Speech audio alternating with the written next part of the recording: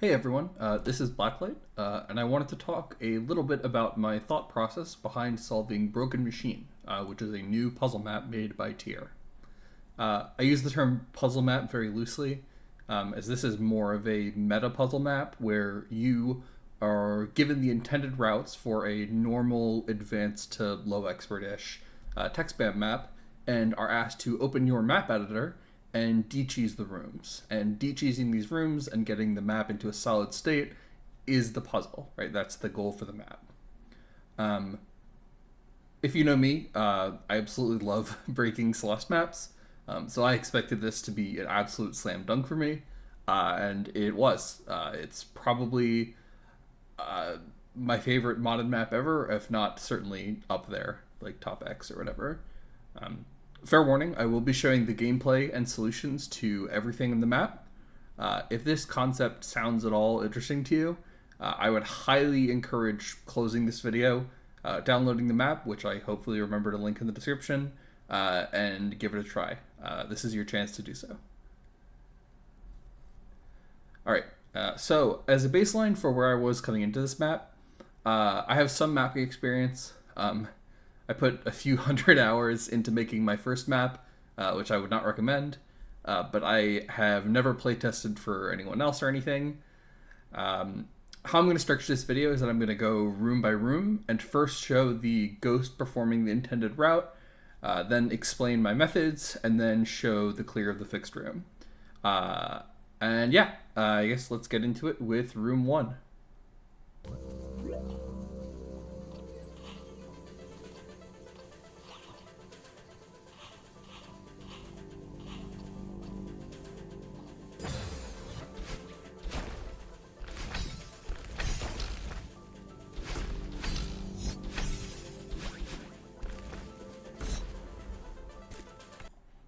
Alright, so this is room 1. My preferred map editor is Lawn, which I'm assuming many of you use. And I'm going to be swapping back and forth between two Lawn windows in this. One that has the original schema for the map, and the other of which has my modified schema. So I am generally going to work through the rooms forward to back. Might skip around, we'll see. So, the first thing that you see in room 1 is sort of like a mini intro to the map. That's just teaching you one of the easiest things that you could do with break blocks to enforce routing in the map, which is extending break blocks to block paths later in the map to force the player to hit a break block instead of just skipping it. So, in this original version of the map, the player can just ignore this break block completely, come down to this block, and hyper off of it and come over here. Whereas in the new version, what I've done is I've extended it down here, put spikes here so the player can't hit it, so the player needs to come over, hit the break block, come down, so that they can then continue on with the room. Pretty simple. This next part is the hardest part of the room, the middle here. So the intended part here is to extend it hyper, jump, climb jump off of the side of this break block, reverse hyper, spring to come over here, and then hit the spring again, and use it to bounce off, come get this double crystal so that you can dash, and then midair super with the jump crystal over here where you'll then climb up.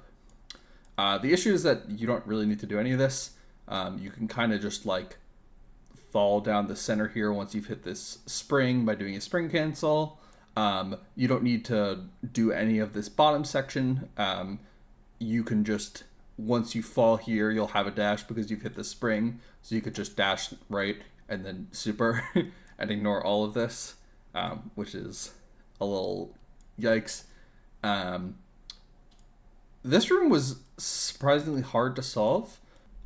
Mostly because there's this giant gap of no hazards here that the player can go down and skip a lot of the room, but you can't block it off because the player later needs to dash up and grab this crystal. And the way that the player is dashing up, especially with the ghosts, is they go pretty high, right? They go to like here-ish. So you can't really block this off with, let's say, a spike jump through, because they wouldn't be able to come back down. So my thinking for this room was, how do we make it so that the player can never get down this hole with a dash? And also from this spring coming down, right? Because if the player can somehow get down and hit this spring, then it'll be all over, and we want that to not happen. So let's talk about the way I did this. So this jump through ended up being sort of the key to the whole operation. There is no way to hit this spring and get down the hole with this arrangement of hazards. So originally, one of my biggest issues was that you could hit the spring cancel upward, and then fall and hit the spring that was around here, and right spring cancel and get down the hole. This fixes it because you obviously can't spring cancel up. You can't spring cancel. Well, you can't instant spring cancel to the right. You can delayed spring cancel, but then you won't be able to get back down because it'll be like here. And then there's no other direction that you can spring cancel that would be helpful, because going to the right kills you, down right will kill you. So that's good. So that means that this spring, basically the only thing you can do after hitting the spring is go over, which is what we're looking for. This placement also doesn't hurt the actual gameplay, because you can still climb jump over this block and do the reverse here without hitting these spikes. And it ensures that you can only go this way through the spikes. So in the original, there was this here. The way that I wanted to enforce a lot of places that you needed to dash here is by restricting where the different types of refills were. So this green refill was pretty problematic because it let you just sort of go this way willy-nilly. And there was no reason to ever really hit this spring. It was just like a go back and forth for no reason. Now moving this jump crystal here, which is required to get over to the right side of the room, requires you to come over and hit the spring. Same thing with this pink crystal. So what this pink crystal is doing is essentially saying, after you touch this, you cannot dash until you are ready to get to this spring. Because if you do, then you are losing your double crystal, which loses like a lot of your maneuverability and basically won't really let you do anything. I am enforcing hitting this this falling block. So in the original map, this was a break block with a jump through on it. But I realized that we could use this and instead force the player to actually get this pink crystal and do the reverse hyper that's intended off this block by blocking the jump crystal with a break block that'll get destroyed when this falling block falls. So now the player is forced to collect this pink crystal, and then they can't fall down because of the player just like stands on top of this block and it falls. They will be able to grab the jump crystal and then won't really be able to do anything because the spring hasn't fallen yet. So yeah, so the whole construction of this is just you need to get in here, drop this block, and then come out and do the spring. And from before, we know that once you hit the spring, the only thing you can do is follow this trajectory without dashing, right? And that's how that's all enforced. The ending is pretty simple. I tightened up these and I added trigger spikes to enforce the climb jumps that the ghost does. I don't think it's that big of a deal if they do neutrals instead, but I just wanted to make sure it was enforced. So yeah, that is sort of my thought process for how I solved room 1, and then we'll move on to room 2.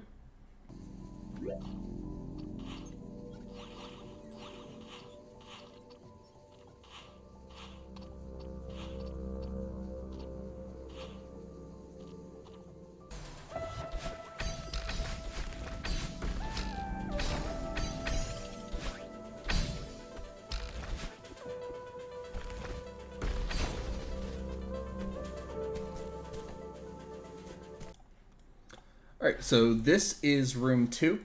Most of the difficulty in this room comes from this middle section and making sure that the player can't skip a lot of the content by just coming through here. Solving that will be with placing different types of refills only where the player actually needs to use them, or in places that we need to make sure that the player goes.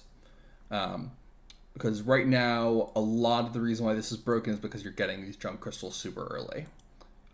And I will show you how to fix that in a second. But first, the start. Most of this start's kind of okay. I added a one-way jump through here to make sure that they can't just kind of come through and wave their way over and skip all of this. But the rest of this was fine. I moved this spring down from onto the block to a jump through just because this left dash to hit it later felt pretty weird, and it felt sort of misaligned. This wasn't really a D-cheese thing. It was mostly just like I want the map to feel a little bit better to play sort of thing. So I did that. So after you come over here, the goal is to hit this with having one dash remaining so that you can left dash into the spring later, which pretty much just enforces this wave. I don't really see another way that you could get over here with a dash. In the previous version, the hazards here were extremely lenient. So what you could do is you could do a full jump. You could do a full jump wave and then release jump, and hold left at a certain point to just fall down here without enforcing the down dash. I made the spinners quite a bit tighter to actually force that down dash. Then this block falls. You hit it. Nothing really changes there. There's no way that you can really get it over to any of this spot. Before you could get over to this section with these 2 jump crystals. But as I mentioned, I am moving the jump crystals far away from here so the player does not have early access to them. So now you're actually forced to left dash into the spring to get over here. So, looking at the original route for the map, the way that this works is they want you to hit this block, which boosts you up, and then use one jump to get over here and collect the pink crystal and fall down. The way that I went about doing this is that I put this jump crystal up here that I knew that the player would need later. And I put this jump crystal here so that immediately when they get it, they would be ready to use it and jump up here. I tried a bit. There's no way to get around and actually get these 2 jump crystals without going up here and collecting this pink crystal and this jump crystal. It is just not possible. And you can't collect the pink crystal without going around and getting this jump crystal. If you try to jump up and get this, fall down and jump over, you can't.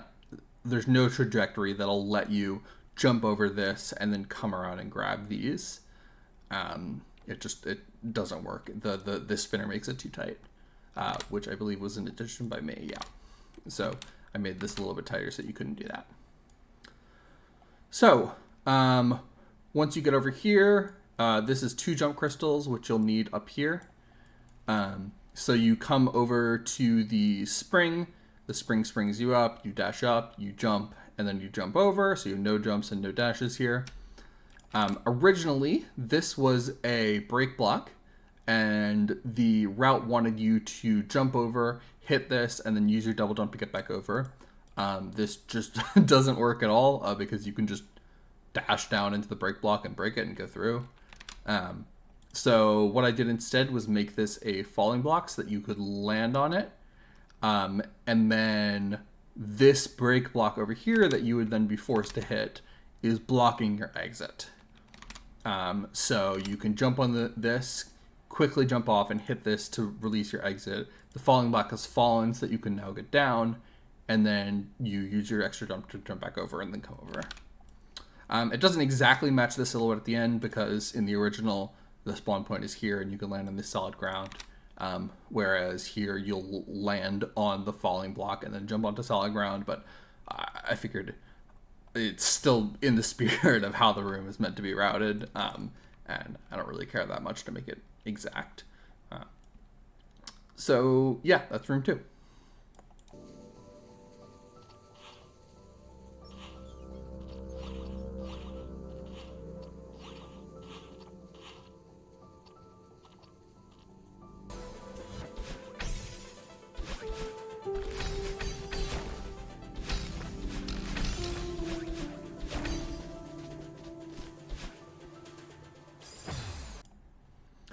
All right, so room 3, I would say, was probably the most challenging room to route, or at least it took the longest amount of time in the map. Either room 3 or room 1. Probably room 3 was longer, but they're probably similar. There's a lot going on in this. There are routing challenges in sort of both of the main sections, or all 3 of the main sections of the room, I guess. That weren't necessarily trivial to figure out. And so yeah, let's talk about those. So the beginning of the room expects you to wall bounce up here, grab this pink crystal, and then double dash over here to land on this block. With the first version of the map, you could just straight up jump and dash over, which I thought was really funny. That was pretty easily fixed. I just put in some spinners so that you can't jump and dash over. So this forces the wall bounce come over and then the double dash. So let's go back to new.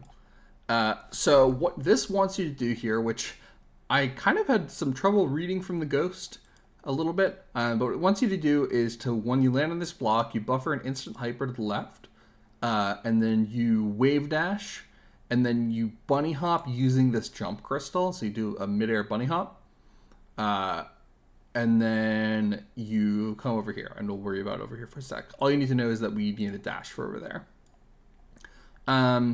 This was not necessary at all. You could do a super off here. You could do a reverse super. You could do, I think you could do a hyper, but it was really tight. And jump and make it for all of those. This is 1 too many dashes. Actually, it's 2 too many dashes, if I remember right. I don't know why this pink crystal is even here, because you're bunny hopping and you should theoretically be getting a dash back. So that led to things like not needing to actually do this bunny hop at all. And just like sort of doing a series of dashes and jumps to get over. So basically this whole section is kind of just a mess and doesn't really work at all. The intention's good. But it really, really needs fixing. So the way that I went about fixing this is by completely removing that pink crystal. It doesn't really do anything. And I added just this single little green crystal. These trigger spikes are also to prevent a walk-off midair reverse super, which was a really easy cheese before. Now you can't do that. This is also I believe this is 1 tile less wide of a gap, yeah. Just to prevent any extended shenanigans. Yeah, so now you can hyper over. You can use this because it's an instant hyper to wave dash to the right. You should regain your dash because you're wave dashing. And then you get over to this crystal with a dash, right? And that's what we want. Because the next part of the room is to downright very quickly into this to break it. Obviously with this setup, you do not need to do that. You could just like kind of land on it and dash down and then hit the spring. Or you can dash pretty much from anywhere in any direction to break this thing. It's just not enforced at all. So the way that I fixed that was to, so the reason that you need to hit it from over here is that you need a dash afterwards, because the intention is to fall down and hit the spring from the left, right? Right now that's not enforced because there's no obstacles here, but obviously you're going to put hazards there if you're enforcing the map. like these spikes. So you need to be on top of a dash while you are dashing into the break block, because hitting a break block from the top usually does not fill your dash up. I noticed that sometimes it did, which I assume is some specific subpixel value where it will refill your dash if you hit it, but I don't think I want to account for that in the solution, so I did not. So what you can do is you'll have a dash here, and you'll downright dash into the break block to hit it. And because you dash starting on this green crystal, you'll retain your dash, and you can hold left to then come over here and hit the spring from the left. And you can no longer just fall into the spring. It requires you to start the dash from here because you need the dash to get to the spring, and you can't get up here without hitting the spring and getting the jump crystal. Yeah, so the next part of this requires a hyper into this spring. This, I mean, this is pretty much no hazards in the original version, so you can just like jump and dash or dash and jump. I think you could just make it with an upright dash too, which was very funny. This is way more enforced. It's actually pretty lenient, but no other moves besides an instant hyper can make it through here, which I thought was pretty cool. I spent a very long time on this lightning and spinner setup to make it feel not terrible, but also precise enough to which it actually forced that move, which was pretty nice. Then it wants you to down dash, and then hold right to hit the spring again, and then dash once, and then super off of the attached jump throughs on top of this falling block. This wasn't too bad to enforce. The original had a problem with just being able to sort of like diagonal spring cancel off this thing forever while it falls and wait for a while. Pretty much all that was needed to enforce some of this stuff was a few lightnings. So this lightning does a lot of work. This makes you not be able to up spring cancel, which was sort of a problem before. But for the most part, this was mostly just fine. I couldn't find any other really viable set of moves that would get you to be able to super off of this in time while it fell. So that was nice. So yeah, and then after that, I don't even remember if I did anything here. Oh yeah, I just enforced, because before you could just completely skip hitting this break block. So I just made it so that you had to hit it by blocking off the exit. And yeah, that is room 3.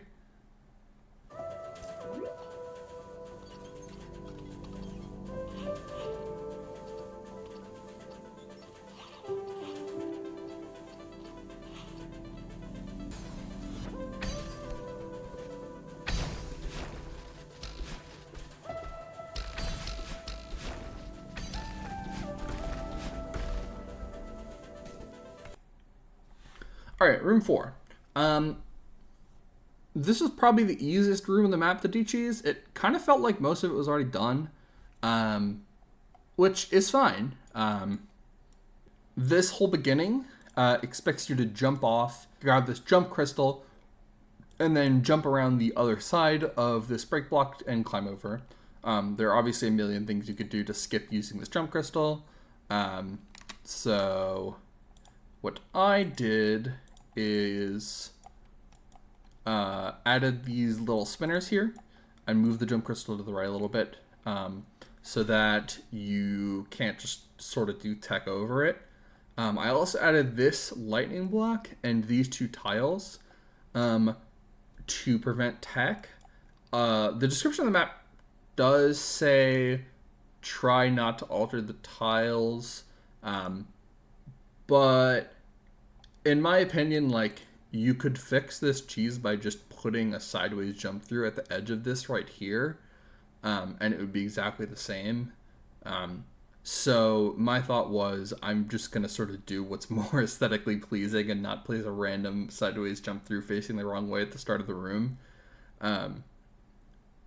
Yeah, I mean, sue me, but I think this looks a lot better and does the same job, so whatever. So you can jump over these spinners to grab this and jump up onto here. Next is enforcing actually hitting this break block. So before with this, you could just not hit the break block at all. You could just you did have to hit this top break block, which props to tier. I didn't think this would actually be enforced coming into the map, but it seems like this was already DG'd. I figured this would just be like here, like the other rooms, and you would need to extend it yourself. But I assume that they knew that you knew how to do this technique already and that they would just do it for you, which is pretty nice.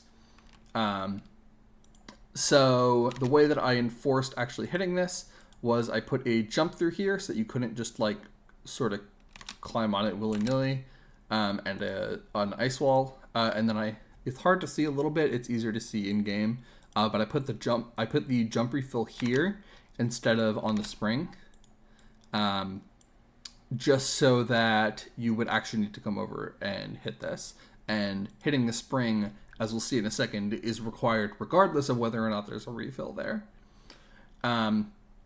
So the reason that coming over and hitting this spring is required is because there's no way to get into sort of this range over here with both a jump refill and a dash in order to hyper over to this side.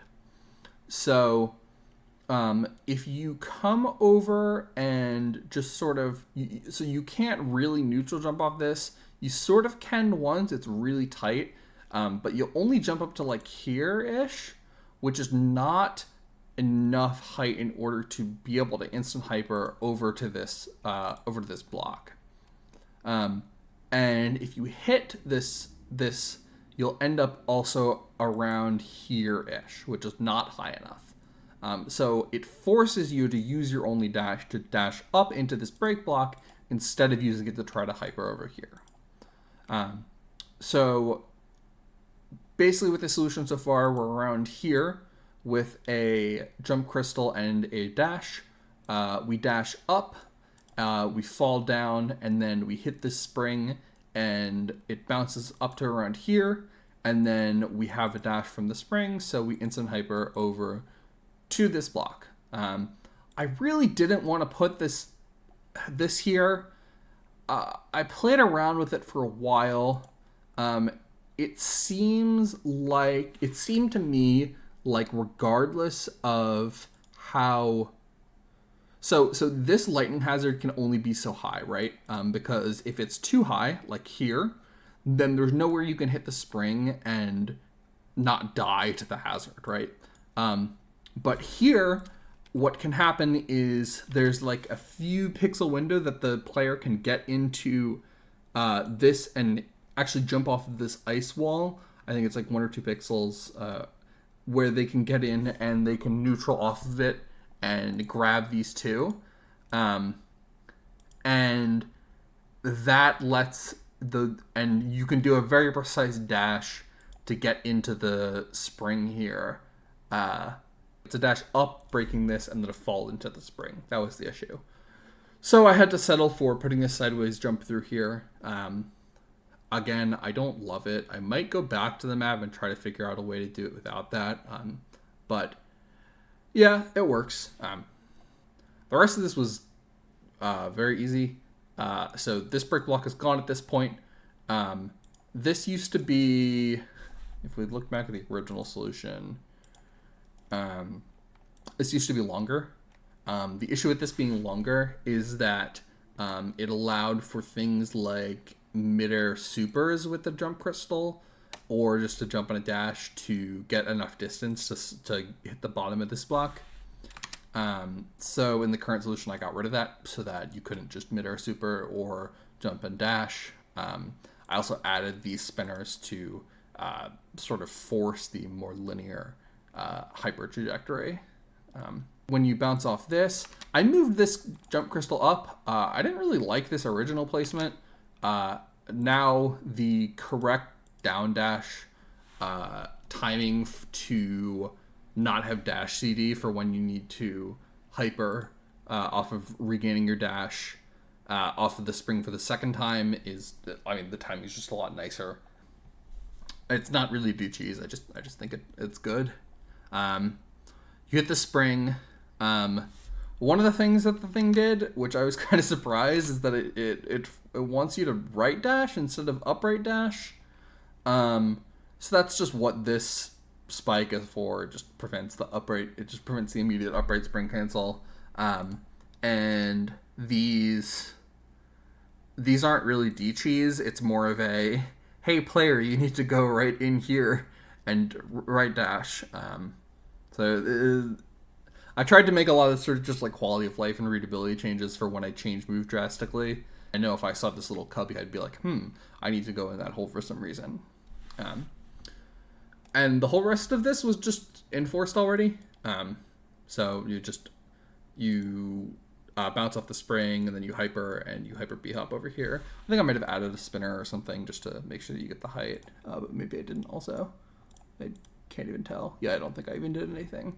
I couldn't find any other way that the player would ever do this. So, yeah, that all made sense.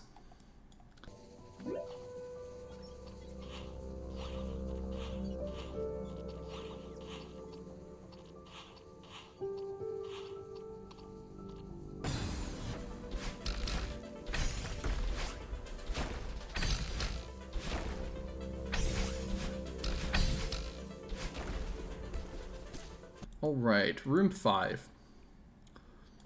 So this was an interesting one because in the original version you could skip the whole room. So this beginning is enforced as far as I'm concerned, and was enforced in the original version. I don't think I changed anything in the start. So what you do is you instant hyper, and then you spring cancel up left, bounce over, wave dash off this, and then come over, and then that's where things sort of break down. So in the original version, the wave dash was so powerful that what you could do is, instead of coming down here doing this whole shebang, you could just sort of dash up and then move to the right a little bit and dash up left and just grab this crystal immediately. And then you could just dash up, skip this crystal, hit this spring, bounce up, and then hit the block and just go to the end. So you could skip this crystal and the entire bottom section in the original, which was very funny. Obviously not what's intended, and we need to fix it. So what we did was, a big part of the problem with this is that you get this crystal pretty much with no effort. Now it's gone, and there's a pink crystal here.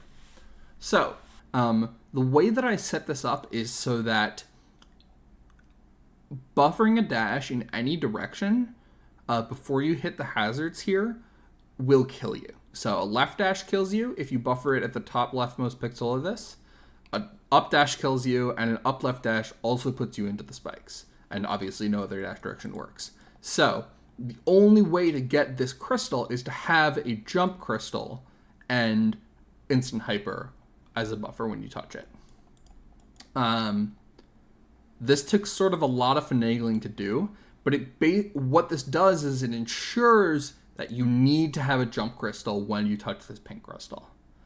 And so that leads us to the bottom here. So you hit the break block. I have 2 jump crystals here instead of 3. So the way that the original room worked is that they gave you all the jump crystals for the rest of the room directly on this. But that could cause problems because by the time that you hit this pink crystal, you've only used 2 jump crystals. And by the time you get to here, you've used none of them. So it was really easy to just sort of like jump over and get over here. Without needing to interact with this pink crystal at all. So that was bad. So I wanted to make sure that you only had the 2 that you needed to get over this pink crystal, and not the 3 that you could have used to get over here. And I moved that other gem crystal over here, which is right before you needed the next time. So we hit this. This sort of lightning structure here forces you to quickly do a downward dash into this spring, which is what the route intends. And then we dash up, you hit this, which gives you the boost up. We use our first of the 2 jump crystals to get over here. We instant hyper to the left, as is intended with the second jump crystal. And then because this is a pink crystal, we have 1 more dash to get up here. Before you could skip this whole part, but now because we have this jump crystal here, you're required to come over to the right, because you need the jump crystal in order to get up to the top at the end. So this one way is just a way for you to force the right dash out of this spring. So we hit the spring, right dash, left dash with the new green crystal that we get, hit the spring, regain our dash, come up, then we dash left, bounce off this brick. This is, I believe, one lower, or it forces you to be on the lower end of this instead of the full thing here, just to make sure that you need to hit it and then use the jump crystal in order to get up here. Because in this original version, if you hit this with an up left dash, it would just bounce you directly to the side of this, and you wouldn't need to use any jump crystals. But now this is high enough that it actually forces you to use that jump crystal.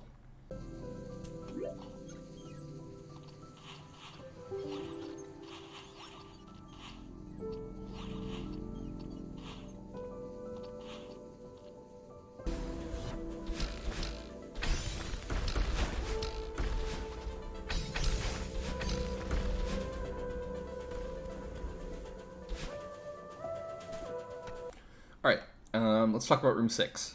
So, at the start of room 6 here, we have this sort of spring cancel setup that we want to force the player to do, but we want to force them to hit the second spring with a right dash instead of a upright spring cancel.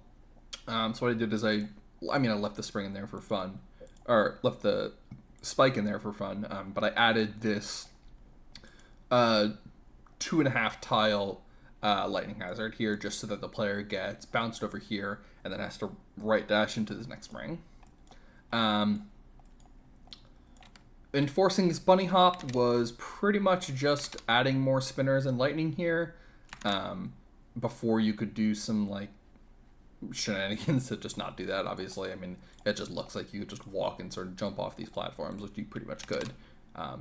I also added this pink crystal here. So before, there was this green crystal on the break block to give you your dash back after you hit it. But I instead just put this pink crystal on this first block that you wave off of to ensure that you're not doing any dashes between here and here, because you'll need that second dash. So once you go bloop bloop, you will hit this spring. Excuse me. And you will need to upright dash to not die, and break this break block. If you don't down left dash immediately again after that, the boost from the break block will hit you up into these lightning hazards. So you do need to down left dash again to hit the spring. Before, you could kind of just vibe it out if you hit the bottom of this, which we don't want. As you can see before, there were also these jump crystals here, which, as we have learned from previous rooms, giving players jump crystals ahead of schedule leads to some pretty bad problems down the road. So I didn't even test if you could break anything with these crystals. I just immediately moved them later in the room, because I didn't want to deal with the repercussions of that.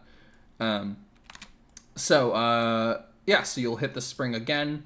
It'll bounce you through here, and you will wall bounce. Pro tip, a lot of times putting crystals on your wall bounce spots like this will lead to players cheesing your rooms, because a lot of times you can just not do the wall bounce and skip big parts of rooms because you're getting a crystal during the wall bounce. So I learned that firsthand from a cheese in my map that I needed to fix. I immediately took that off and made sure that, like, okay, we're just going to put crystals exactly at all the points of interaction that the player is going to be at in the next few moves, instead of giving them all these resources ahead of time. So what I did here was now you wall bounce. I put trigger spikes here just so they couldn't jump over it later.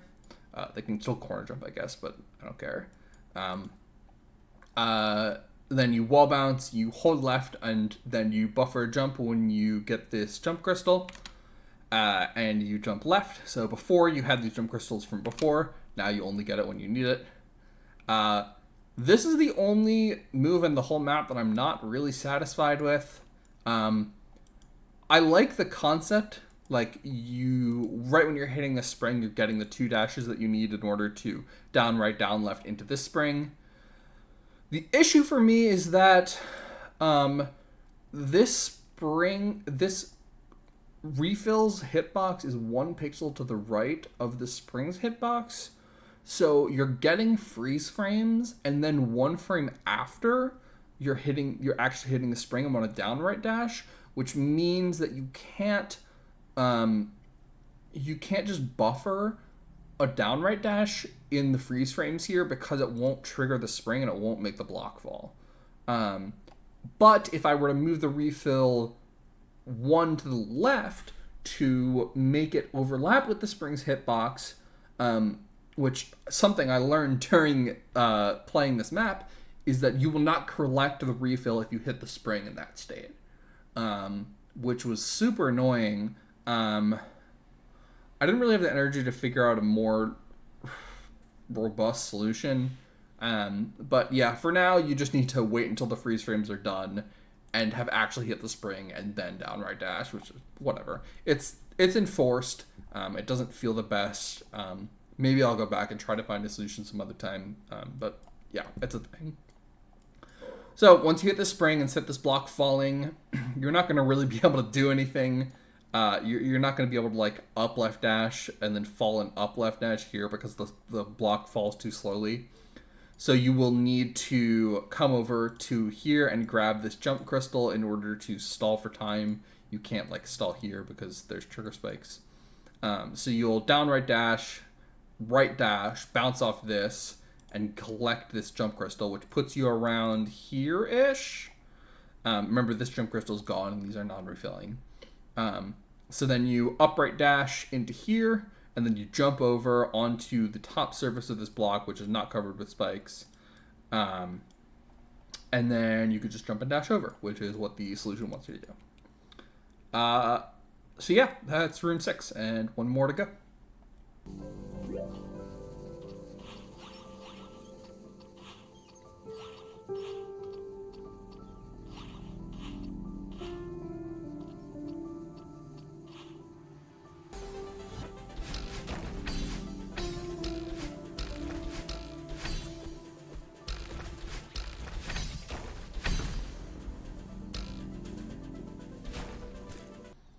All right, this is room 7, which is the final room of the map. This room is very front-loaded with this routing. I would say 80% of the time I spent on this room was in this little section right here, or really just this first move, trying to figure out how to enforce something. The rest of the room kind of just like fell together with some brief moving. So, as you saw in the intended route, the intended solution here is to dash up into this spring, down right into this break block to break it, use the alignment that you get from hitting off of a break block and the neutraling to fall through this pixel perfect gap. Importantly, not to fall through this pixel perfect gap, to dash down through the pixel perfect gap. And then hold right to grab this, and then yada yada, spring over, etc., etc. We don't need to worry about any of that. We need to worry about that down dash. So, I could not, for the life of me, figure out how to enforce this down dash for a really long time. So, the issue is that when the player when the player bounces off this break block, they just get aligned for the fall automatically, right? The down dash doesn't actually do anything. It just makes you go down faster. So for a while, I tried to play around with a falling block setup, where once you broke this break block, a falling block would start to chase you downwards that you needed to go down fast. There were a few issues with that. One was that it's such a short distance that like fast falling was sort of just sufficient. Like you never really needed to down dash there. And I can never really get it to work. There were just sort of a lot of setup things that I don't really want to talk about because this video is getting too long already. But basically just know that a falling block that tries to force the player to go down fast, at least I couldn't get to work with the entities provided in the map. So what I eventually ended up settling on, which I think is pretty clever, even though it's a slight deviation from the original, is a freeze frame setup. So what I did was I removed the crystal from the path of the down left dash here and instead placed it so that its right side was aligned with the pixel perfect gap. And I made it so that this break block was not aligned with the pixel perfect gap. It's 1 pixel off. And its boost is also not aligned with the pixel perfect gap. So now the way that this works is instead of being able to sort of just hit off of this block and be aligned with the gap, now when you hit off this block, you hold left, and then during freeze frames, when you hit this crystal, you will be aligned with the gap. And so it forces a dash down during those freeze frames in order to get through the gap. I know this is technically not what the ghost does, because it forces a hold left instead of a neutral after hitting the block. I think that it is still, like, there's no judging criteria for this map. So I pretty much went off of, am I satisfied with the solution that I came up with? And I thought that this was a pretty creative solution for forcing a down dash here, seeing as there is such a limited entity palette in the map.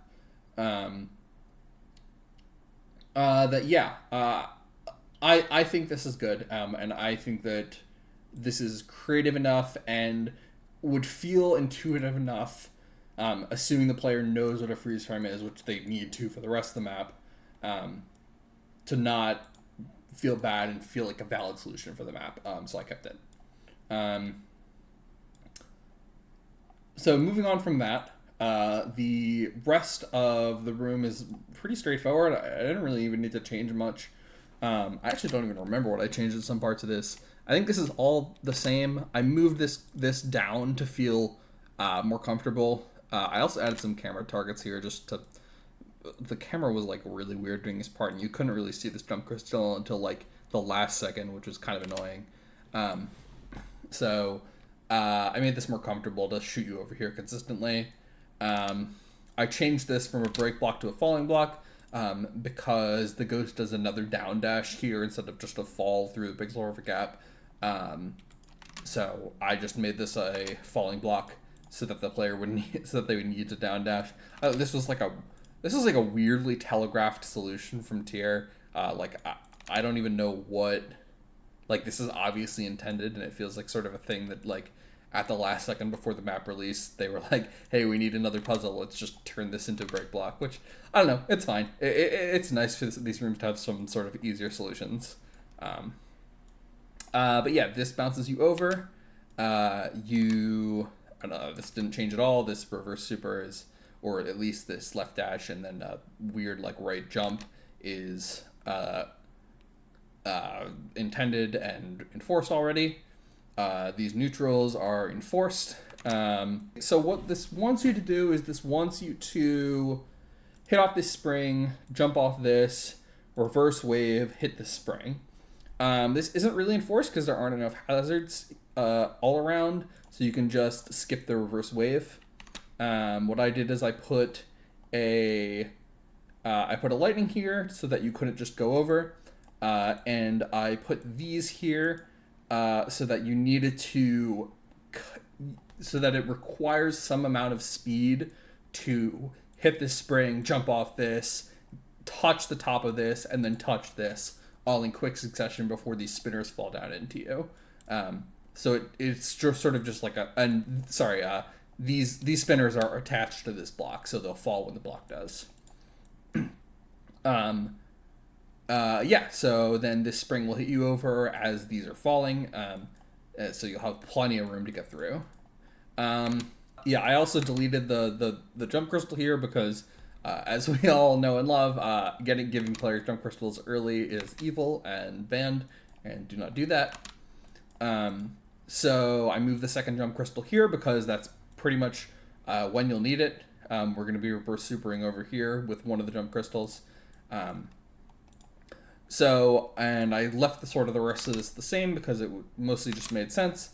You need one jump crystal for a reverse to get over this, and then you need 2 jump crystals to get to the end, right? So you will need to hit all of these, and it doesn't make any sense to hit these first and then this one.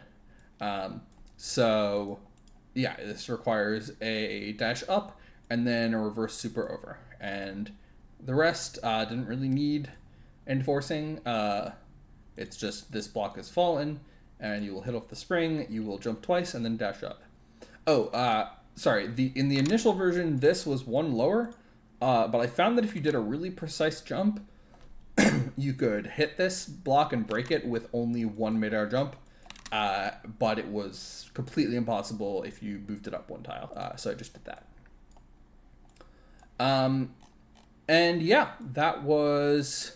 That's pretty much the whole map, and this is just the end screen, which I added a heart to end the level because the original map did not have a way to end the level. This was Broken Machines. I had a fantastic time with this.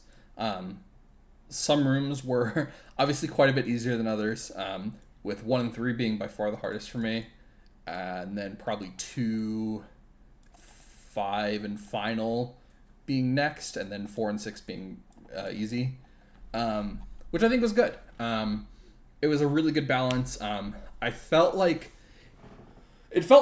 for such an open-ended map that there was a lot of parts of the map that felt like really curated, nice little contained puzzles, which really surprised me. Like it really felt like in most of these rooms that a lot of work went into, okay, what are going to be the challenges with solving this specific move, and how can we create these moves that are sort of look arbitrary but would make sense in a more carefully crafted level, in a way that the player's really going to need to think outside the box and turn something that's this bare bones into something that's enforced, and it'll feel intuitive and readable to the player, and actually force them to make the moves that we want them to make them.